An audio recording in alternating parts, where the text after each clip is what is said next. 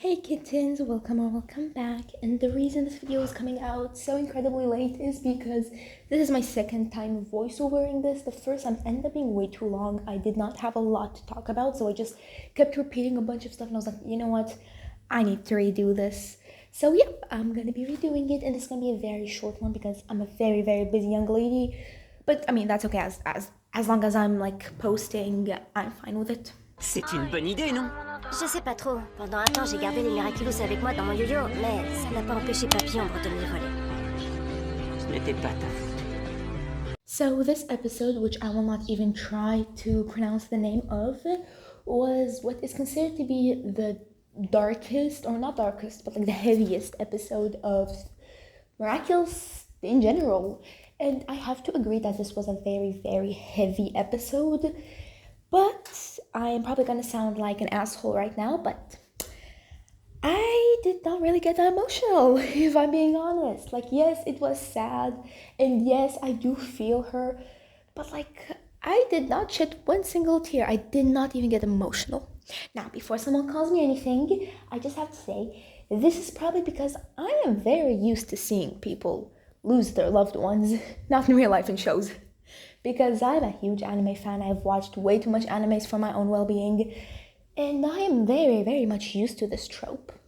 And since her Marinette's grandfather, who I cannot remember his name, so I'm sorry about that, was not a character we saw a lot of. Like, I think we only saw him once in like previous season, and then we just see like sometimes he just shows up randomly.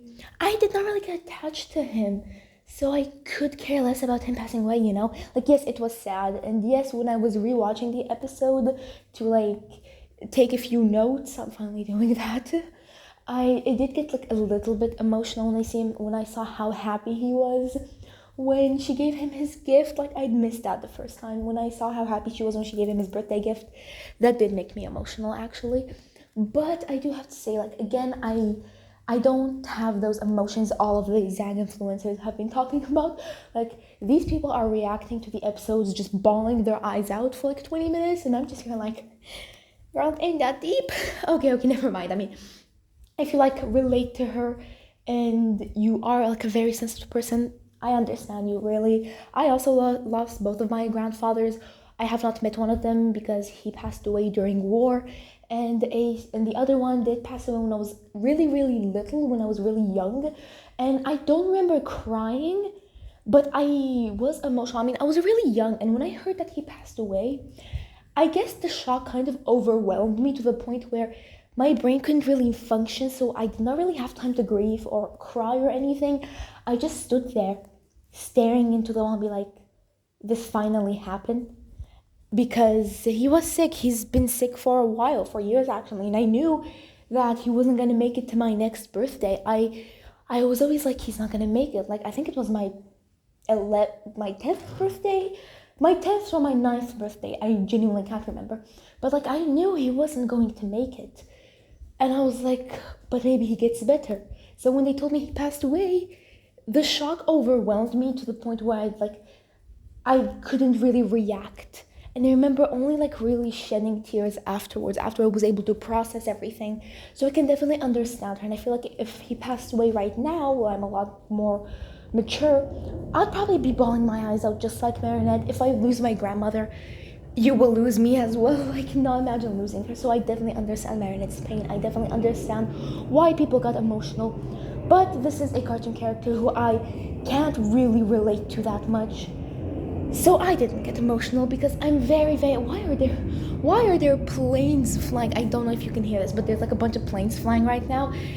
I'm sorry. Whenever I try to film, for some reason, I always get interrupted by something. But anyway, so yeah, I mean, I'm very used to this trope. I'm very used to seeing people lose their loved ones. So yeah, I did not really get emotional.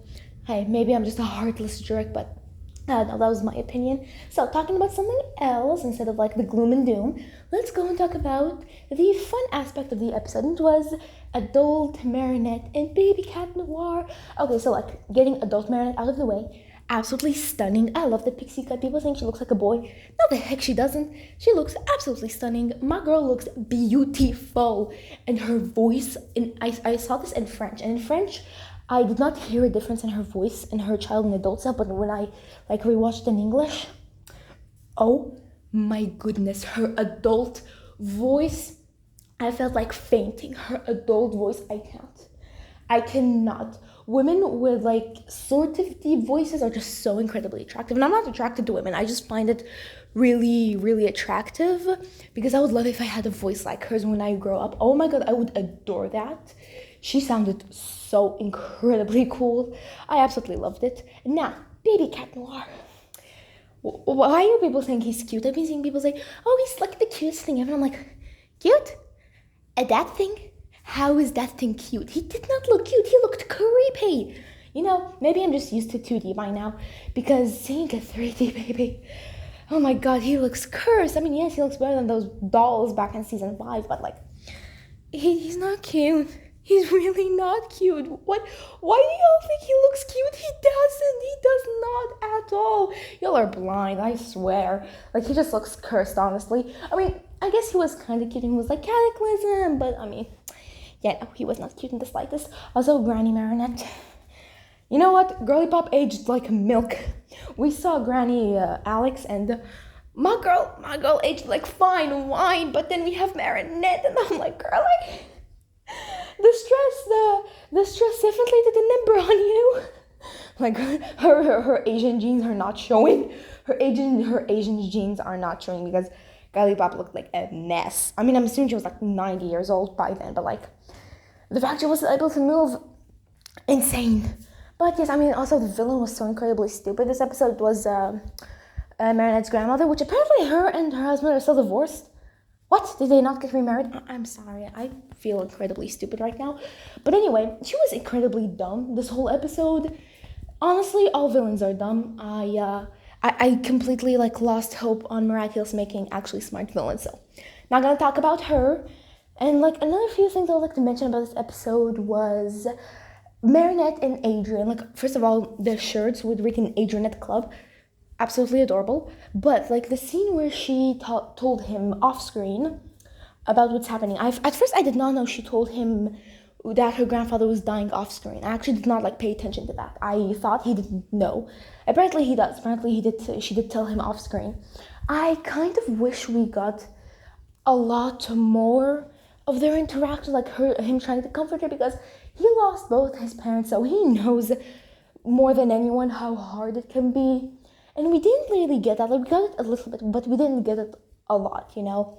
I mean, it was cute. Their interactions was cute this episode. Also, her and her grandfather making the bread and him trying to tell her that he's passing away with like a metaphor because he was too scared to like actually tell her flat out. It was really cute. It was really sweet. And honestly, it was a heavy episode. It was. I keep seeing people saying that, oh, Marcus is no longer a kid's show, and I'm like, girly pop, stop it. People are like, ever since Cat Blanc, Miraculous has not been a kid's show, and I'm just here like, you cannot be serious. Miraculous is a kid's show. If you go and look up the target audience, it is and forever will be +7. What is wrong with y'all? There is no problem with loving a kid's show. No problem in the slightest. Y'all are trying to make this PG-14 when it is not. It's not. It will never be PG-14 unless they add swearing or brutal murder on screen. Because people are like, oh, well, they explore death, so it's PG-14 now. It's not true. Do you know how many children's shows have explored these topics?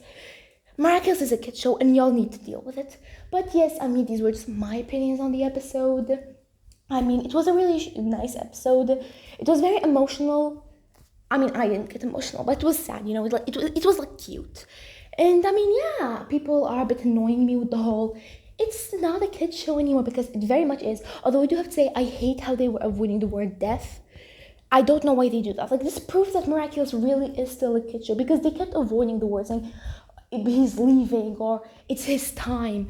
Like, I hate how they kept avoiding that word. Like, there is no shame in saying someone is dying. Why did they keep avoiding it? I don't know. But I mean, hey, it's not my show, so I could care less. But anyway, I'd love to hear your thoughts and opinions on this, and this also will not be a very edited video. I'm sorry. I cannot believe my last video, which was very rushed, to have done way better than the videos I spent hours editing. The algorithm hates me. But anyway, I'll see you in my next one. And now I need to go and do the voiceover for the Chain Titans. I cannot catch a break.